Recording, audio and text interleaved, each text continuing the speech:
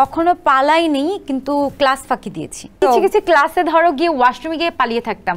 একদম 0 টাকা। আর এখন তো সিনেমাতে অত টাকা কেউ দেয়ও না। জন্মদিনের সেরা গিফট আমার মায়ের দোয়া। মানুষের উপকারে যেন আসতে পারি, নিজেকে নিয়োজিত করতে পারি, এটা হচ্ছে আম্মু সবসময় দোয়া করে। এই পর্যায়ে জানতে চাই, বছরে শিরিন শিলা কত টাকা আয় করে? একদম 0 টাকা। এটা কোনো কথা? আপনি এত কাজ আমি কোনো করছেন। টাকাই আর্ন করি না। আমি যে কাজগুলো করি আমি আগে কাজের প্রায়োরিটি দেই, তারপর হচ্ছে টাকা। আমি টাকার জন্য কাজ করি না, আমি সম্মানের জন্য কাজ করি। সো আমি তুলনামূলকভাবে খুব কম টাকা আর্ন করি, আর আমি যে টাকাগুলো পাই সেগুলো খুবই সামান্য। আর এখন তো সিনেমাতে অত টাকা কেউ দেয়ও না। স্যান্ডেলিনা সো, রূপচর্চায় আভিজাত্য। সো টাকার হিসাব এখনই পেয়ে যাচ্ছি। দাঁড়ান একটা কোশ্চেন করে এই জন্য, 2023 সালে মোট কয়টা সিনেমা কাজ করেছেন? 2023-এ 4টা ছবি করেছি। হিসাব পেয়ে গেছি। আপনার জীবনে যতবার জন্মদিন এসেছে, জন্মদিনে অনেকে অনেক গিফট পাঠিয়েছে, জন্মদিন ছাড়াও তো আসলে অনেক গিফট পাচ্ছেন, কিন্তু যদি বলি যে জন্মদিনের সেরা গিফট কি ছিল? জন্মদিনের সেরা গিফট আমার মায়ের দোয়া। ওকে, সেটা তো স্টোর করার কোনো অপশন নেই, কিন্তু সেই দোয়া দিয়ে কি কি পেয়েছেন সেটা বলেন।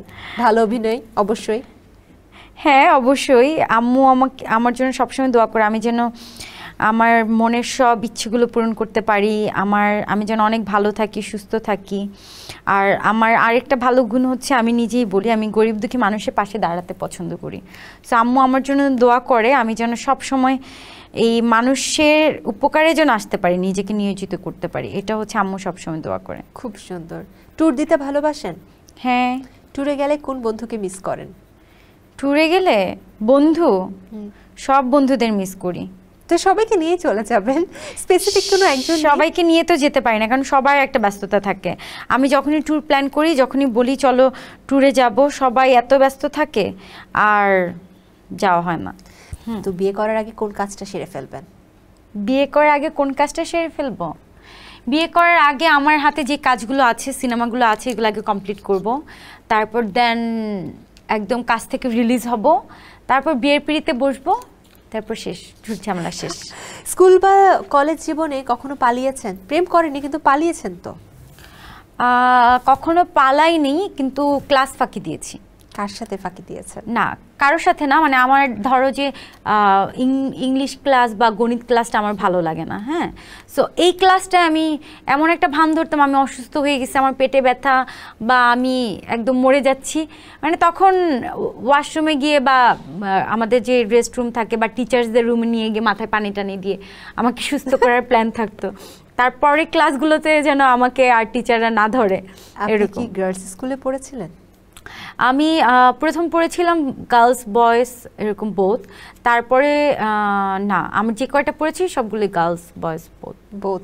আচ্ছা, গার্লস স্কুলে জানতাম এই ধরনের অভিনয় খুব বেশি হয়, বাট কম্বাইন্ডও হয় সেটা। তারপর আবার কিছু কিছু ক্লাসে ধরো গিয়ে ওয়াশরুমে গিয়ে পালিয়ে থাকতাম, ম্যাডামকে বলতাম ম্যাডাম ওয়াশরুমে যাব, এই যে ওয়াশরুমে গেছি ক্লাস শেষ, কিন্তু ওয়াশরুম আর আমার শেষ হয় না, এরকম করে। এটা মনে হয় অনেকেই করেছে স্কুল লাইফে। আচ্ছা, কোন জিনিসের জন্য জীবনে বারবার আফসোস হয় আপনার? আমার বাবার জন্য। আমার বাবা মারা গেছে, তো আমার মনে হয় যে আমার বাবা যদি মারা যাওয়ার আগে আমার এই যেমন এখন আমার যে জনপ্রিয়তাটা, এখন আমার বাবা যদি দেখতে পারতো তাহলে বাবা হয়তো অনেক খুশি হতো।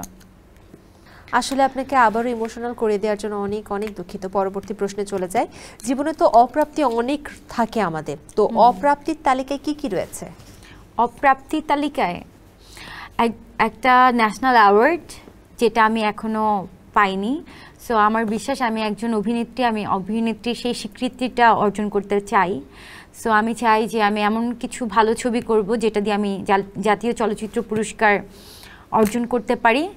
এটা একটা অপ্রাপ্তি। আর অপ্রাপ্তি কি আছে, আমি চাই যে আমার এরকম কিছু কাজ যেগুলো পুরো বিশ্বে সাড়া ফেলবে, এরকম।